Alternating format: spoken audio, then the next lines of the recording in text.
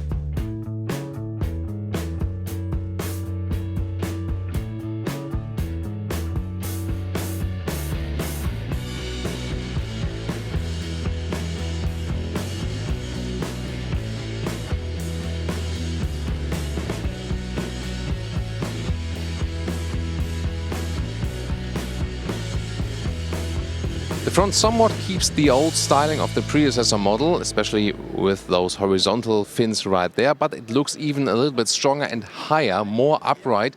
And it features now from standard the LED multi-beam, so the top headlamps they have at the moment also come indeed as standard, so there's nothing below it. But it's also one of the most expensive vehicles, so I think we can also expect some more extra features as well, that one.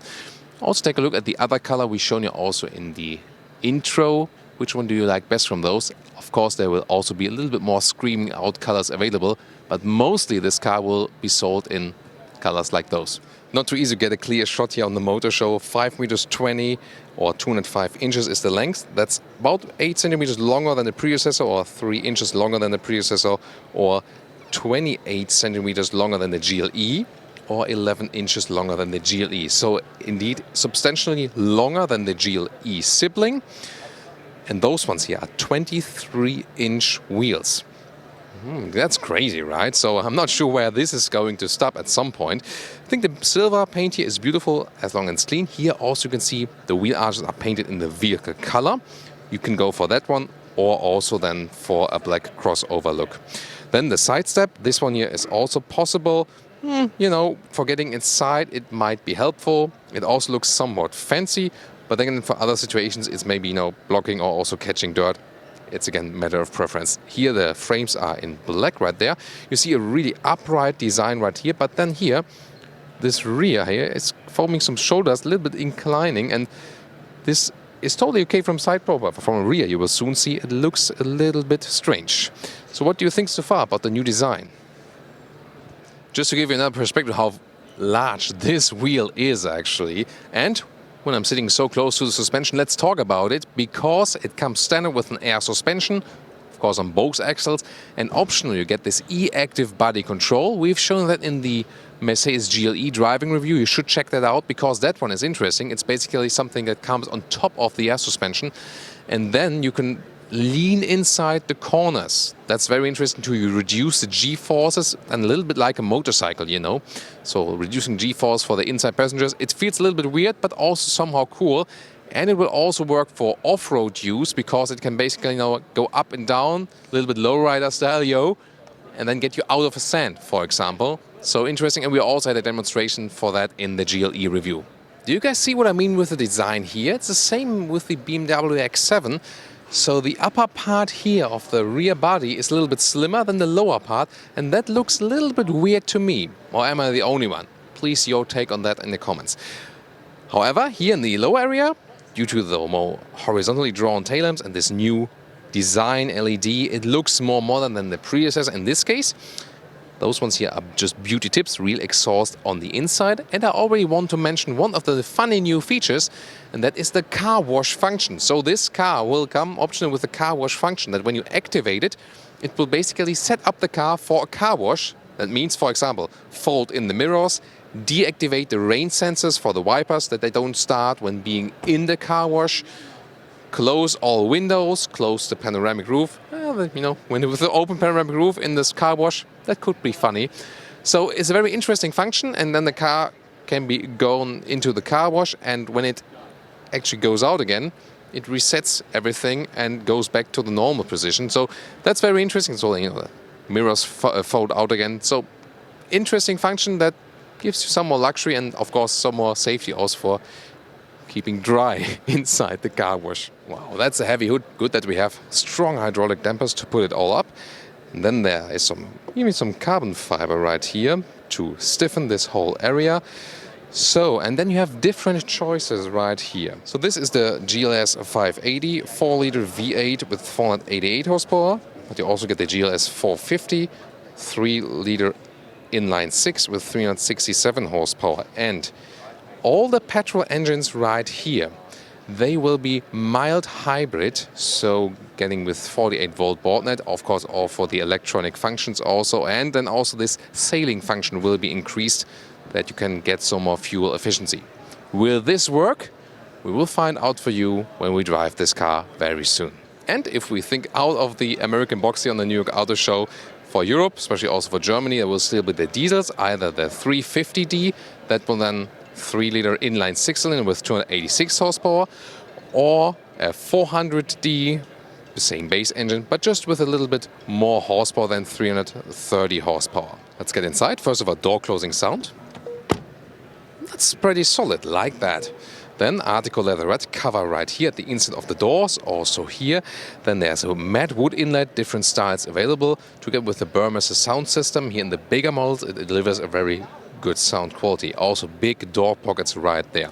Then we see a styling that we have already seen with the new Mercedes GLE. The GLE and the GLS, same, well, you know, same base card, so to say. The GLS then with the longer version of the GLA, you can take it that way.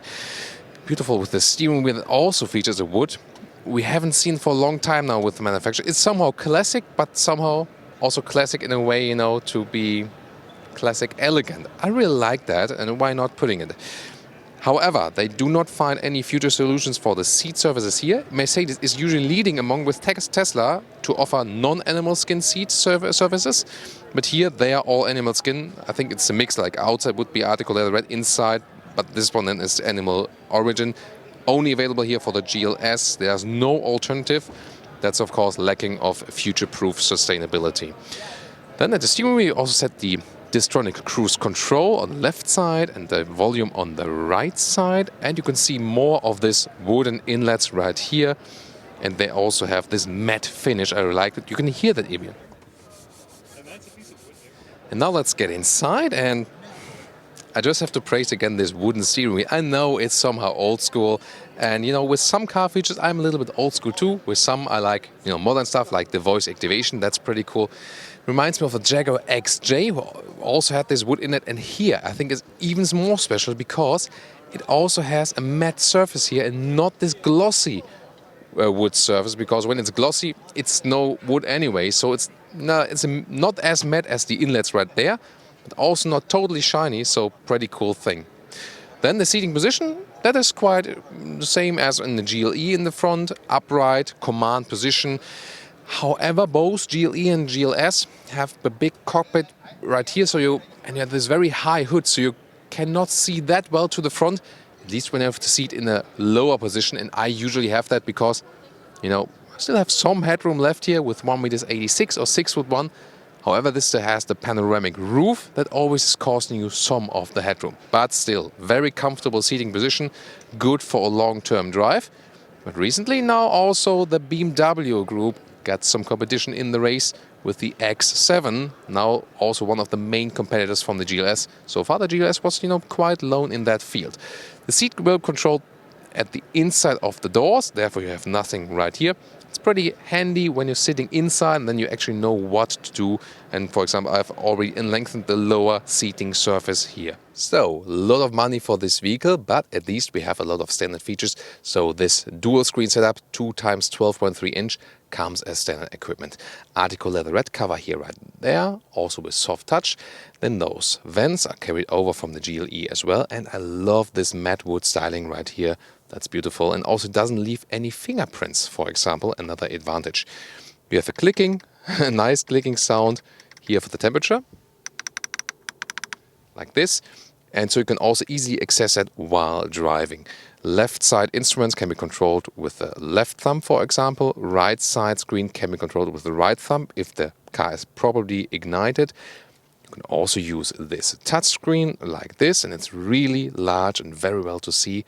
Apple CarPlay, Android Auto connection is also available right there. And you can also use this lower touchpad, so that's you can have some different themes here even for this infotainment screen, like this, or could just jump back. So different redundant ways to control it, and also with the voice input, like, "Hey Mercedes, how may I help you? Drive me to Los Angeles."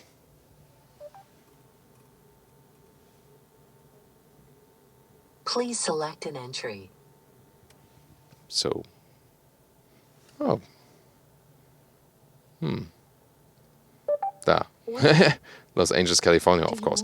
I mean, the car clearly doesn't see that I want to drive from New York to Los Angeles, so it's actually suggesting something else, Los Angeles, then. But I think that's really interesting. You can cancel. You can also set the temperature, by the way, with the voice input. It always depends also how the online connection is working. Hey Mercedes. Hey Mercedes. How may I help you? Set temperature to 74 degrees. I'm sorry, I can't set the temperature at the moment. So that's because the car is not powered at the moment, but you see that the voice actually was recognizing that I want to change the temperature. So again, the full use of this voice recognition system is first of all possible when everything is fully powered. That's the one thing with the key and stuff. And the second thing, when the car is also properly connected to the internet. This system here is at the moment, I think, the best on the market as for voice recognition. You can see it in our driving reviews a little bit better. And the BMW system is alongside with it at the moment at its latest stage. Then, here in the middle one, matte wood cover, you slide that open, then you have two USB-C supplies and next to adaptive cup holders. And again, this pad here, also with a separate camera button. Here you can also adjust the air suspension. Comes standard with this vehicle. And the middle armrest right here, it flips open, and then you have another USB-C supply, some more room, and also adaptive cup holders here already for the second row. That will be very interesting when we explore that now. So Mercedes promises 8.7 centimeters more legroom, or 3.5 inch more legroom than in the predecessor GLS, and indeed there's a lot of legroom more. First of all, if you compare it to the GLE and also to the predecessor GLS, so that's pretty cool. I have the seats here in the most backward position. So, plenty of legroom, yes. Headroom, that comes a little bit closer, again, due to this panoramic roof. If you leave that one out, then you would have some more headroom. But of course, still, for tall adults, no problem.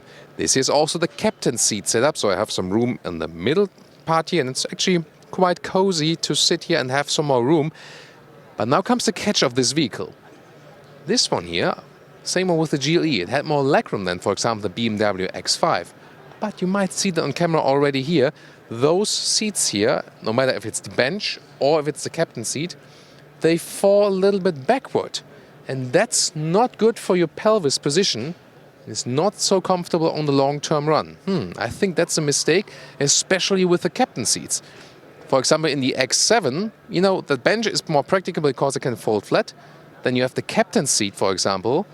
You cannot fold them flat. But the captain's seat in the X7, they are totally different, and they are upright like a front seat. That's not the case here. This is rather a captain seat where just the middle seat has been cut out. And that's quite disappointing, I think. We're all talking about like a very high niveau and level of comfort, yes. But if you ask for 150k in price for such a vehicle, you always have to calculate with Thomas reviewers also picking on those things. So the seat control here is also all electric for the rear seats, but this car is not properly powered anymore, so sometimes it's working, sometimes it's not. You get the middle console here, also with a separate climate control, for example. And in the lower end, right here, you have 2 more USB-C supplies and another bigger volt supply. Well, and here in the captain seat setup, it's actually easier to get in the rear because you would not flip the seats. So you would just go, get in here, especially for children, and then you would just crouch through the middle part here. With those armrests, it's a little bit, tricky for adults, but for children, it will be a little bit easier. You can also flip the seat right here, the captain seat. Like this, that might also help when getting in the rear. This one here is at the moment at the back part position. So when it's at the position in the rear, then you see it's really hard to get for me to the third seating row here. I cannot get it really up, so that doesn't make any sense. So it needs to be a little bit more forward or a little bit more upright. So you see, I could sit there. I could push it a little bit more forward. And then, so it does work with 6 adults in this case. So again, seat will be a little bit more forward. I could still sit there. And then it's also somewhat reasonable to sit here in the rear. Headroom is actually no problem. That does work. You also have USB-C supplies on both sides for yourself and even seat heating optional available if you like that so far. It's not the most comfortable seating here in this third seating row, but at least it does work if you want to go with 6 or 7 adults with the bench setup here. So yes, that would not be possible in GLE. The GLE will also offer that option for the 7 seats, but the same as for the X5, it does not make so much sense. If you go for the third seating row, better take the GLS or the X7, then they really make sense. They also thought about ISOFIX here on the third seating row, so you can also install child seats here. If you have the possibility, of course, always use the second seating row in case of a rear crash. It's always a little bit safer, although the car is, of course, quite stiff. But, just for more children safety. However, sometimes you might be going with the car fully packed, and then it makes sense to have this flexibility. Now, what about the trunk? 83 cubic feet or 2,400 liters would be the maximum setup if you get all clear. But let's take it step by step. This one here, there's a small cover right there for the last part when the third seating row is up, so more storage underneath. And then there are electric flipping systems for those seating rows. And you can also lower the air suspension if you like so. Let's see if that works here, because at the moment it's unsure also how the cars are powered or not. In this case, let's see. To put in the head restraint first, so you have to think about that. That's live on tape. So now again with the third row right there. So right here, you can see just the third row up. That would be about 45 centimeters. Then if you put the third row down, you would have 130 centimeters. And now it's very interesting because, as I've just shown you, in this case, those captain seats can indeed be flipped. So this is also a major difference to the X7. Yes, those captain seats in the X7 were more comfortable. But those ones here have the advantage that they can still be folded flat. So this is very interesting and a different concept. And the question is, which one is the most suitable to you? And then we still have captain seats, but can flip it all the way through. And this is already 2 meters and goes even a little bit further than 2 meters. So very interesting. It will be a little bit different also with the bench setup. We'll go over to that car very soon and show you the difference there. But question is really, which is the best concept? I think, for a rear seating concept, the captain's chair that are really different, like a normal co-driver seat, like in the X7, is better. But then you have a little bit more flexibility. You don't have to make the choice between picking the bench and the captain's seats to have the choice between folding flat or not being able to fold flat. Yeah, it's surely both pro and con. This one here is the bench that goes all the way through. Sorry, this one is at the moment in a weird position and it won't go back at this moment because the car is not properly powered. Probably the battery is drained right now because people have been trying it out all over the place. What I want to tell you is that you get, for a rear seat entertainment system right here, you can get 11.6-inch tablets right here and also another 8-inch tablet, if you like, right here to have controls of all the car functions. So that is also possible. Then, you know, some tablet that is basically mirroring what's going on also in the front. Inductive charging pad here also in the rear with some more space. And with this bench, you also need some possibility to flip the seats. And for example, there's a button right over there, and then the seat here goes forward and also up a little bit to then allow the access to the rear bench via the side. So that's actually quite easy to get inside then. However, this, let's say, manual system that was in place in the previous generation, you know, with folding down then up, somehow it was a little bit easier to me, I think, than this electric solution. But of course, they want to increase the comfort. So, I mean, it's the same here when we push the bench a little bit more forward. Then I would also have some space here and people could still sit in the front. Just want to show the variation if you would go for the middle seat or, you know, or not. Here then again, it's an option that you have this this middle console right there. So, and in this car here, you can see when the interior is black, it's really hard to see anything. And now to our conclusion for today with the all-new Mercedes GLS. Well, it's a very interesting car. The front looks even stronger than before. You see, it's really higher. New LED lighting technology, that's from the exterior. Then the technology aspect as for the suspension, not only air suspension, but also this dynamic suspension that you can actually lean inside the corner. We already portrayed it with the GLE. Very interesting and definitely the technology highlight. The interior, really updated as for the infotainment system, a good voice recognition, that's the main thing about it, and also cleaner as for the whole lineup, and a great build quality we see too.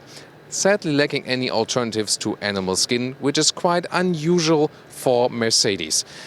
The rear, you have quite a lot of leg room. However, I don't like it that the seats fall a little bit backward. That's not offering the best comfort. The captain's seat do the very same, but then again, they can also be folded flat. That's again a pro. So, you know, depends on what you really like, what you really seek. You can all fold it flat and then you get a lot of cargo space. It will be important. And also you can drive it with 6 or 7 adults. Of course, the third seating will always be somewhat limited. I'm not quite okay with the rear styling. I think it's the same I said also with the X7, like with little, you know, inclining shape right there. I think I was a little bit more okay than with the predecessor on that one. But sometimes the cars also grow on you. Overall, I think it is suitable for the US market, especially was successful here before, but also got some new competitors now.